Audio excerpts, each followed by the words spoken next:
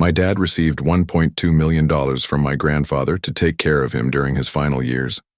3 months later, the old man was being treated like an inconvenient burden, eating alone, sleeping in an isolated room, completely ignored by his own family. When I decided to do something about it, I had no idea I'd uncover the truth about inheritance, family, and what really matters in life. Some betrayals reveal who we truly are. My name is Dylan Hartwell. I'm 33, and up until 6 months ago, I was convinced I had everything under control. I was working as a senior programmer at a Sacramento-based agri-tech startup. You know, those companies promising to revolutionize farming with artificial intelligence. I had left a stable job in Silicon Valley to bet everything on that dream, and for 2 years it seemed like it was going to work. But then reality hit. Investors disappeared, contracts were canceled, and suddenly I was back living at my parents' house, broke, with the bitter taste of someone who gambled big and lost everything. The cruelest kind of betrayal doesn't always come from people. It sometimes comes from the choices we make ourselves.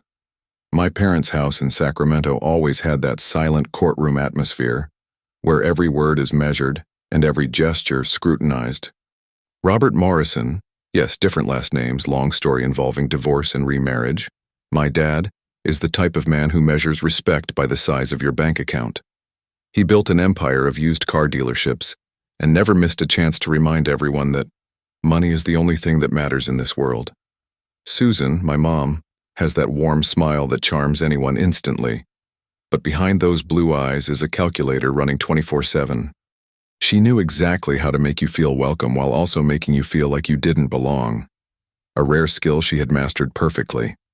During those first few weeks, I slept in my old bedroom, surrounded by posters of bands I no longer listened to and trophies from a time when I still believed the world owed me something.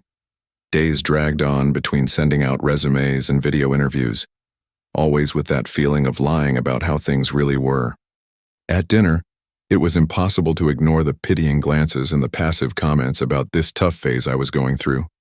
Robert had a talent for turning any conversation into a lecture on financial responsibility, while Susan would just shake her head with that "I told you so" look. You know that feeling of being judged by the very people who are supposed to be on your side? It was during one of those tense dinners that Grandpa Harold's name came up for the first time in months. He was 82, living alone on a farm in Boise, Idaho, and ever since Grandma passed away 5 years ago, he'd pretty much cut off contact with the family. Robert always talked about him with a mix of resentment and contempt, like the old man was some dead weight nobody wanted to deal with. "That stubborn fool won't take help from anyone," my dad would say, shaking his head. And Susan would add, "He chose to live in isolation. Now let him deal with it." But there was something in her eyes when she mentioned her father-in-law, a tension she couldn't quite hide. Little did I know that this man, who I only knew from stiff holiday visits, was about to change everything, in a way none of us could have seen coming. 3 weeks later, my phone rang at 6:30 in the morning. It was Robert, but his voice sounded different. There was a sense of urgency I didn't recognize. "Harold sold the farm," he said, straight to the point. "He's coming here today. Said he has something important to discuss with the whole family." I hung up and stared at the ceiling of my room for a solid 5 minutes, trying to process the information. My grandpa, who had been living in isolation in Boise for 5 years, had made a decision that would change everything, and hadn't consulted a single person about it. You know that feeling when something big is about to happen, but you can't tell if it's good or bad. A mix of curiosity and a little sting of injustice from being left out of the loop. Harold showed up right at 2 p.m., driving a faded blue Ford pickup that looked like it had seen better days. He stepped out of the truck with the upright posture of someone who'd hauled hay his whole life, but there was something different in his eyes, a kind of focus that sliced through the air like a blade. Robert and Susan greeted him with those polite, forced smiles we save for unexpected guests, but the tension in the air was almost electric. "We need to talk," the old man said. "No hugs, no small talk. Everyone, now." He headed straight to the living room like he owned the place, and we followed in silence like soldiers obeying a general. Part of me respected that quiet authority. Another part wondered why I suddenly felt like a little kid again. What happened in the next 15 minutes changed our family dynamic forever. Harold sat down in the main armchair, looked each of us in the eye with his piercing blue gaze and announced, "I sold the farm for $1.2 million. The silence in the room was deafening. Robert and Susan exchanged glances that said more than 1,000 words. I could practically hear the mental calculators firing up. "I'm getting old," Grandpa continued, "and I need someone to take care of me in these next few years. Whoever takes on that responsibility will inherit everything when I pass." The word inheritance hung in the air like a tempting ghost. It was a simple, straightforward offer, and completely devastating. I felt a strange knot in my stomach. It wasn't quite jealousy, but it felt close to a quiet kind of family betrayal. Robert stood up immediately, flashing that same grin he used to close tough deals. "Dad, of course we'll take care of you. This house is your home too." Susan nodded quickly, already calculating how that money could transform their lives. I stayed silent, watching the whole scene unfold in slow motion, wondering if I should say something. Harold nodded once, as if he had expected exactly that reaction, and concluded, "Then it's settled. Robert will be my official caregiver." He pulled a document from his shirt pocket, already signed and notarized. "Here's the agreement. Simple and clear." Right then and there, I didn't know if I was witnessing an act of trust or the beginning of something much more complicated. Something told me my grandfather was playing a game none of us fully understood, and that maybe true respect was measured very differently than we thought. In the weeks after that meeting, I watched everything in silence. Robert turned the guest room into a proper space for Dad, as he liked to say. But the reality was different. The room was on the ground floor, far from the main area, and had a small TV that barely worked. Harold arrived with 2 worn leather suitcases and a look I couldn't read. Was it resignation or something deeper? You ever notice how older people become invisible once they're not useful? The first signs of disrespect started quietly, just like they always do. Robert complained about the smell of medicine in the hallway, and Susan sighed loudly when she had to prepare an extra meal. "He's used to simple food," my mom would say, serving cold oatmeal for breakfast while we ate eggs and bacon. At dinner, the conversations flowed until Harold tried to join, and then awkward silence filled the room. The injustice unfolded in slow motion, and I knew I had to do something. So I started paying real attention to what was happening. Harold woke up at 5:30 every morning, showered quickly so he wouldn't disrupt the house routine, and sat on the back porch until someone woke up. Robert rarely spoke to him except for practical questions about medicine. Susan treated every interaction like a chore to finish as fast as possible. My grandpa had become a ghost in his own home, the place where he should have been cared for with respect. Family betrayal doesn't have to scream. It sometimes whispers through indifference. And just like that, something inside me changed. I started waking up early and finding Harold alone on the porch, always with a cup of cold coffee in his hands. At first, our talks were small: weather, news, vague memories from the farm. But over time, I realized there was so much depth in this man that I never expected. He told stories about building the farm from scratch, about the harsh winters in Idaho, about meeting my grandmother at a local fair. There was a practical wisdom in his words, a life perspective neither of my parents ever shared. The breaking point came on a Thursday afternoon when I got home and found Harold sitting alone in the living room, a lost expression on his face. "Where is everyone?" I asked. "They went out for dinner," he replied in that calm voice hiding his hurt. "They said I'd be better off resting at home." That's when something inside me cracked. I pulled a chair and sat next to him. "How about we order a pizza and watch a movie?" I suggested. The smile that lit up his face was the first genuine thing I'd seen in that house in weeks. That night, while we watched an old Western, I made a silent decision. I wasn't going to just sit back and watch anymore. I began researching seniors' rights, proper care standards, what real respect in old age really meant. I opened a folder on my computer and started documenting everything. Times Harold was left alone, inadequate meals, disrespectful comments. It wasn't about money, at least not for me. It was about basic human dignity. Sometimes doing what's right is the only answer that matters. 2 weeks after I'd started documenting everything, something happened that completely changed my perspective on the situation. My grandfather had gone to a doctor's appointment with Robert, and I was organizing some papers in his room when I found an old folder under the bed. Inside, there were documents I'd never seen before, letters from lawyers, copies of wills, and something that made me stop. A handwritten letter addressed to me. My first reaction was guilt for going through his things, but something told me this was important. Ever had that feeling that you're about to uncover something that will change everything? The letter was dated 3 months ago, long before he moved to Sacramento. My dear Dylan, it began in that shaky handwriting I recognized from birthday cards in my childhood. If you're reading this, it means things didn't go as I expected. My hands trembled as I continued reading. He explained he knew exactly how Robert and Susan would treat him, that he was tired of decades of disguised neglect under the guise of family concern. I need to know who truly cares for me as a person, not as a bank account, he wrote. He was testing all of us, and I started to realize none of this was coincidence. I kept reading and discovered he'd discreetly investigated the financial situations of each family member. He knew about my failed startup, Robert's mounting debts with the dealerships, Susan's excessive credit card spending. Money reveals people's character, the letter said, and I need to know who truly deserves my trust. There was a detailed list of behaviors he expected to observe: who would visit him spontaneously, who cared about his meals, who actually spoke with him. It was like a social experiment, and we were the unwilling participants. But what really shocked me was learning he never intended to leave the inheritance to Robert. In fact, there were 2 separate wills. One Robert knew about, promising the $1.2 million from the ranch sale, and the other that I was holding. In the real will, he left a much larger amount to the one who demonstrates genuine love and true respect. No specific names, just criteria.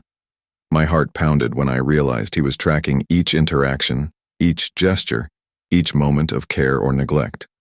It was a strategy to discover who truly deserved his trust and his inheritance. I put everything back exactly where I found it, but my mind was spinning.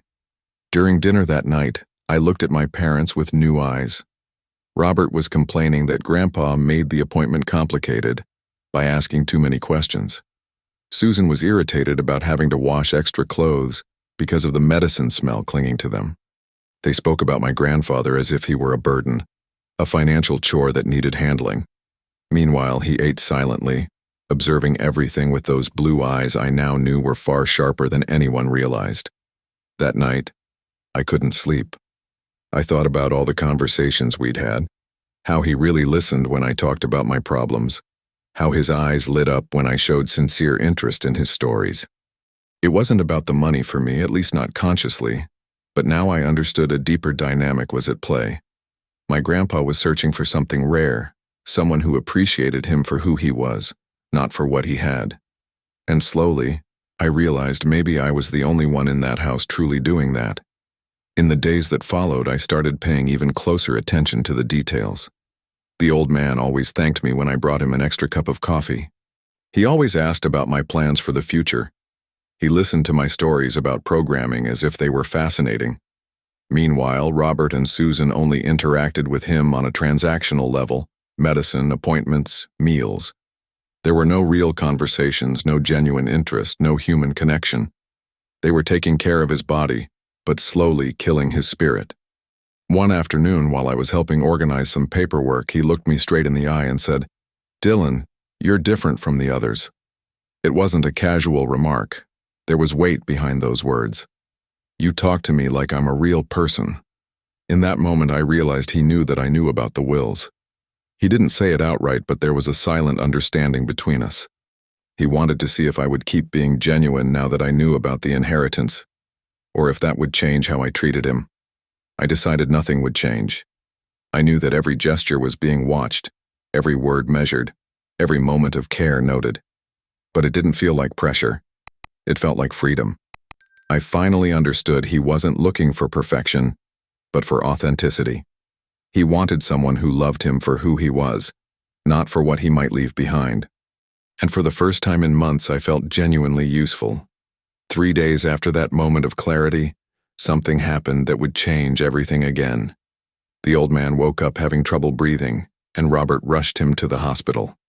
While we waited for updates in the ER, I watched how my parents reacted to the possibility of losing the man they were supposedly taking care of. It wasn't sadness I saw on their faces. It was financial anxiety. They whispered to each other about wills, about inheritance, about what if. That's when I knew the test was over, and that I was probably the only person in that room who cared more about him than about his money. The diagnosis came the next morning: severe pneumonia. The doctor explained that at his age, any respiratory infection was serious, but with proper care, he could recover well. Robert and Susan listened to the medical instructions like it was a recipe. Antibiotics every 6 hours, strict rest, constant monitoring.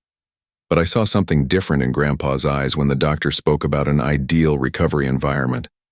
He looked at me for a second, and in that silent moment I understood he was weary. Not of the illness, but of the whole situation. Have you ever seen someone give up not on life, but on the hope of being treated with dignity? During the 3-day hospitalization, I watched how my parents cared for him.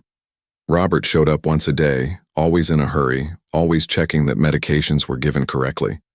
Not out of genuine concern, but legal responsibility.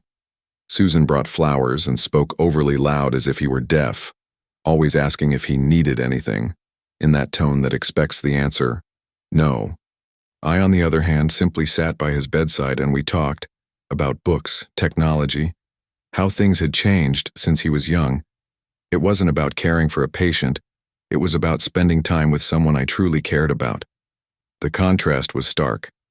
On the 3rd day, when the doctor said he could be discharged, Robert immediately started planning home adaptations. A wheelchair ramp, a private nurse, medical equipment. All very efficient, very practical, very cold. I watched Grandpa's face as my dad spoke, and I saw something that broke my heart: resignation. He was preparing to return to that isolated room, to a routine of being treated as a patient, not a person. That's when I made the most important decision of my life. "Grandpa," I said, interrupting the conversation, "how about moving in with me?" The room went silent. Robert looked at me as if I'd lost my mind. "Dylan, you live in a 1-bedroom apartment," he said, in that condescending tone I knew well. "It's no place for caring for an elderly patient." Susan shook her head in agreement. "Besides, honey, your father and I have taken on that responsibility. We don't want to burden you." But I wasn't looking at them. I was looking at Grandpa, and for the first time in weeks, I saw a spark of hope in his eyes. "I'd love that," he said softly, "if Dylan doesn't mind sleeping on the sofa for a while." In that instant, I knew I'd made the right choice. The move happened that very afternoon. My Sacramento apartment was small: 1 bedroom, a living room, a basic kitchen, but it was mine. And now, it would be ours. Robert and Susan were none too pleased, but legally they couldn't stop it. After all, he was lucid and could choose where he wanted to live. I helped carry his 2 bags and some medication in, and just like that, for the first time in months, Grandpa smiled for real. "Thank you," he said, gripping my hand. "It's not about the apartment, Dylan, it's about having someone who actually wants me around." There was no explaining to my parents that sometimes respect matters more than convenience. The first weeks were an interesting adjustment. I slept on the sofa, he got the bed, and we settled into a routine that worked for both of us. We'd wake up early, have coffee together, then he'd rest while I worked on freelance projects. In the afternoon, we watched old westerns, or he'd tell me stories about the farm I'd never heard before. This wasn't caring for a sick person.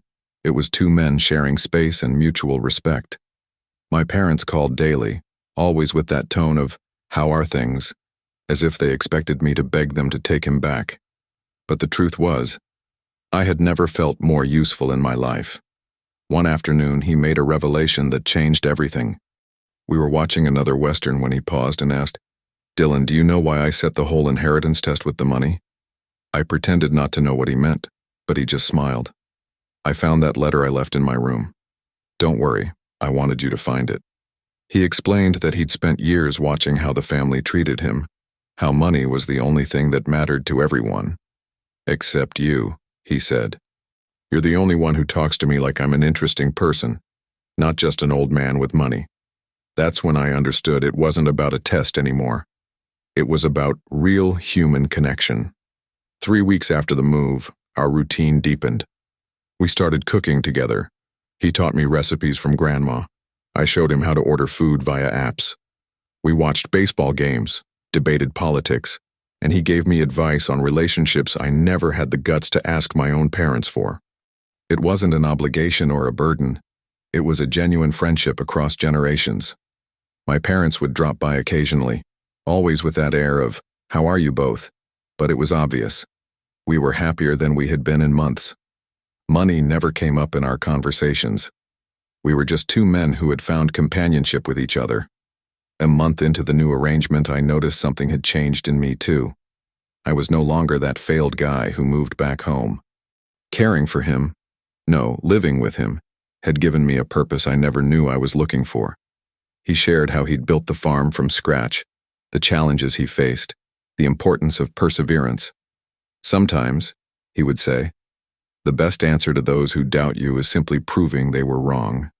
It struck me that my life had been leading me to something greater, and that maybe all that family betrayal was just the start of a different story, one about respect, connection, and redemption. 3 months after the move, on a Thursday morning, I received a call that changed everything. It was his doctor. My grandpa had suffered a silent heart attack during the night. When I arrived at the hospital, Robert and Susan were already in the waiting room, their tense expressions mixing genuine concern with something I couldn't quite identify. "How is he?" I asked. "Stable," Robert replied. But the doctor said, "Well, it's just a matter of time."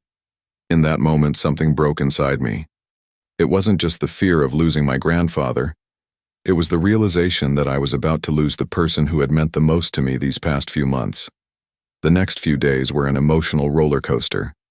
Grandpa would regain consciousness in short bursts, and I cherished every minute, talking to him about my freelance projects, how he'd inspired me to become a better person, and how those breakfasts had become the highlight of my day.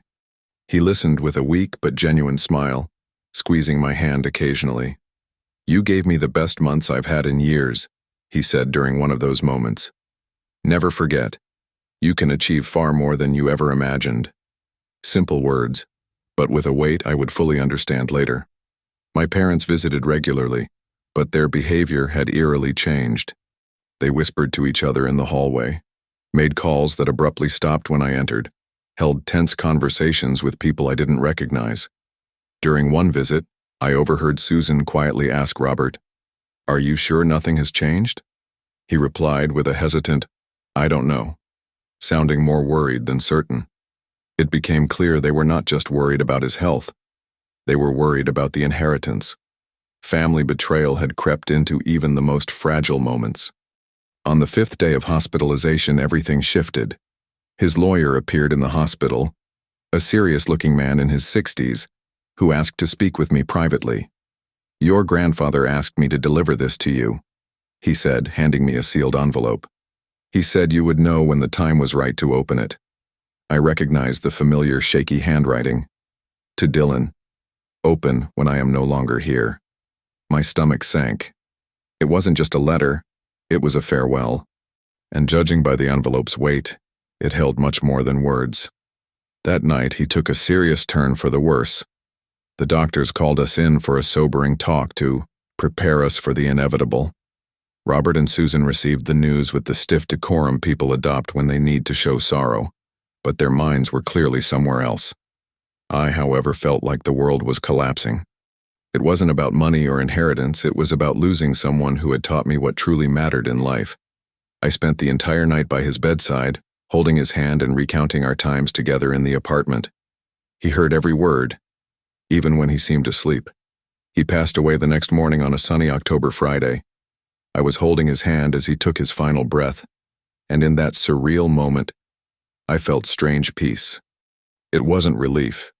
It was the sense that he'd left this world knowing he was truly loved and respected until the end.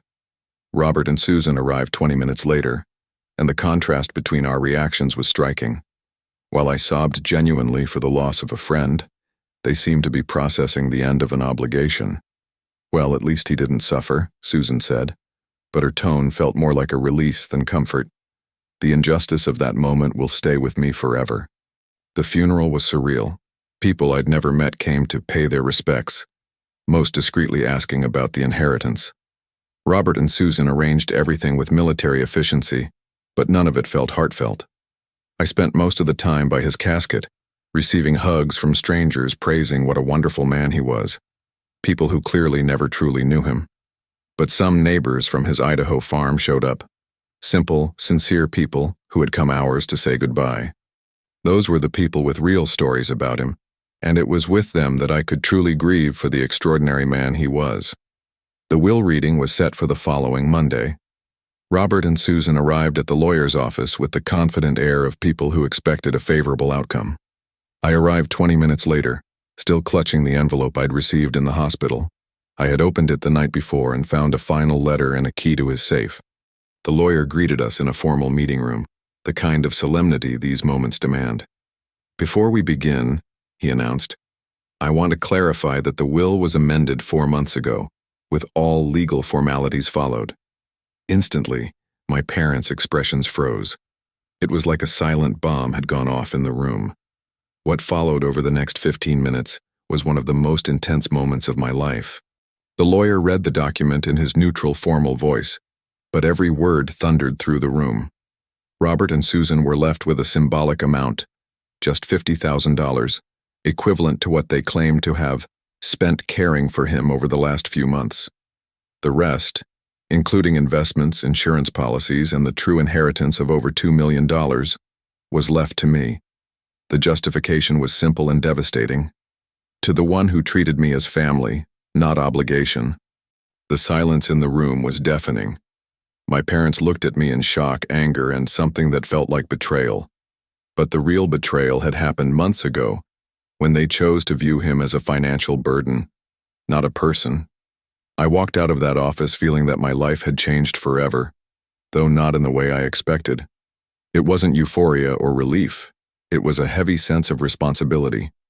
My parents tried to speak with me in the parking lot, but I had no words for them. "Dylan, we need to talk about this," Robert began in his car dealer tone. "I'm sure we can reach a fair agreement." Susan nodded, already mentally calculating how to divide the money. But I just got into my car and left. There was no deal to be made, no conversation worth having. They had failed at the most basic test of humanity, treating an elderly person with dignity, and now they'd live with the consequences. Sometimes the most powerful revenge is simply letting people reap what they sowed. 6 months after the will reading, my life had found a rhythm I hadn't felt since before the startup failed. I used part of the inheritance to buy a small but comfortable home in Boise, Idaho, the same town where Grandpa had built his farm. It wasn't nostalgia that brought me here, but a sense of purpose I couldn't fully explain. Every morning, I'd wake up early and drink coffee on the porch, watching the same horizon he admired for decades. It felt like I was honoring his memory through the simple routine he valued so deeply. With the rest of the money, I created something I know would have made him proud, an agri-tech center that helps local small farmers optimize their harvests using accessible, practical tools. It wasn't about revolutionizing agriculture. It was about respecting traditional knowledge and enhancing it with practical technology. I hired 3 young programmers, all with similar stories, talented people who'd previously failed. When I see an older farmer learning to use our system to monitor irrigation, I remember Grandpa telling me, "Technology is only worth it when it serves humanity, not the other way around." My parents tried to reach out a few times in the early months, always with messages mixing apologies with subtle advice on how to best use the money. I never replied. It wasn't about revenge or resentment. It was about understanding that some people simply can't see past their own self-interest. I recently heard from a mutual acquaintance that Robert had to close 2 of his dealerships due to mounting debt. Susan went back to working part-time at a department store. I didn't feel pleasure at their downfall, just a quiet sadness at the injustice they created for themselves. They still haven't realized the problem was never the money. It was their inability to treat an elderly person with the basic dignity he deserved. Last week, I received a letter from one of Grandpa's former neighbors at the farm. He wrote to say he'd heard about my agri-tech work and that he was proud to see Harold's grandson carrying on his legacy of helping the community. For the first time in months, I cried, not out of sadness, but gratitude. I realized that the true inheritance I received wasn't the millions of dollars, but the understanding that a life is valued when it serves others. I placed that letter in the same drawer where I keep the final letter he wrote me, the one that said, "You are capable of far more than you think." Whenever work gets tough or I feel alone, I read those words and remember that some legacies are more precious than any legal will. And now I turn to you. Yes, you, the one who stayed with me through this journey. Have you experienced something similar in your family? Have you had relatives disrespect an elder or faced betrayal over inheritance? Share your story in the comments. I want to know how you dealt with injustice in your family and whether you had to make a tough choice to protect someone you loved. If this story touched you in some way, don't forget to subscribe to the channel and turn on notifications. Every week I share real stories of people who turned family abandonment into opportunities for rebuilding through true respect. Just as I learned that the most powerful revenge is simply being a better person, you too can discover that your personal worth and your ability to love genuinely are more powerful than any inheritance or financial legacy.